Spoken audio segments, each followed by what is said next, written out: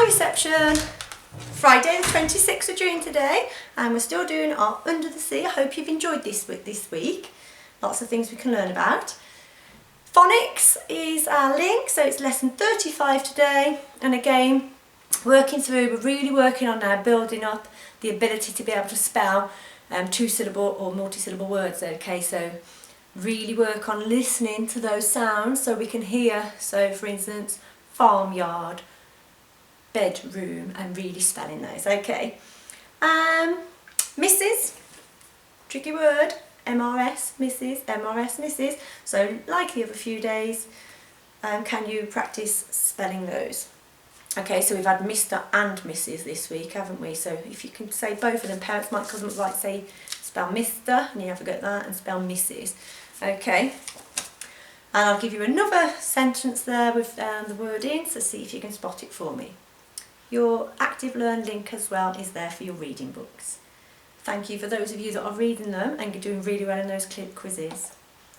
Maths is a shape maths, okay, so because we're doing Under the Sea, I thought we'd do some shape creatures today. So I'd like you to use some shapes to make your own sea creatures. Now if you've got shapes, that'll be okay. You can draw around those, but if you haven't, you might need to just draw your own shapes.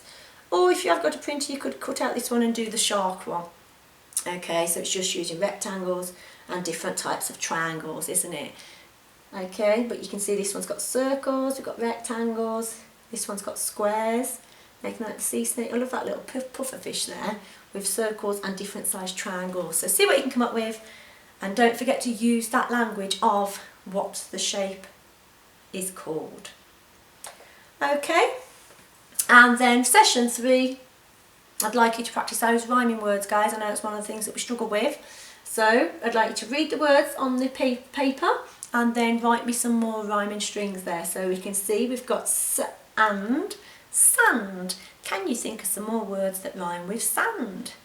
Okay, now the clue I've said to you before is I always start at the alphabet and think about words that could go. So sand, I might start with A. And, oh yeah, I could put and. Band. And then we think some of them don't make sense. Say canned, is that a word? No.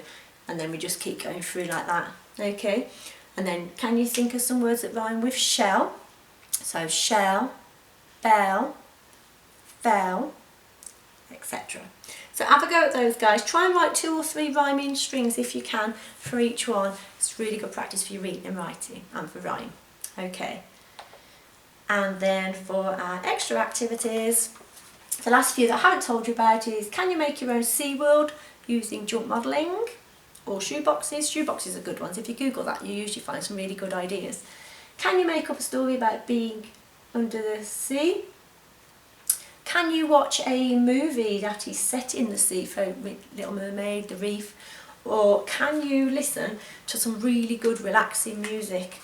Okay, so I've got this Baby Neptune one, which is based on the music from Handel. Okay, and it's beautiful relaxing music, but if you Google relaxing water music for early years, you should have some lovely good examples, and it just makes you relax, doesn't it, when you just take time out, listen to the music, listen to the sounds. Or if you go on a walk, can you go like by the streams or rivers and listen to that music and the water and what it makes you feel like? I think water is very relaxing to be by.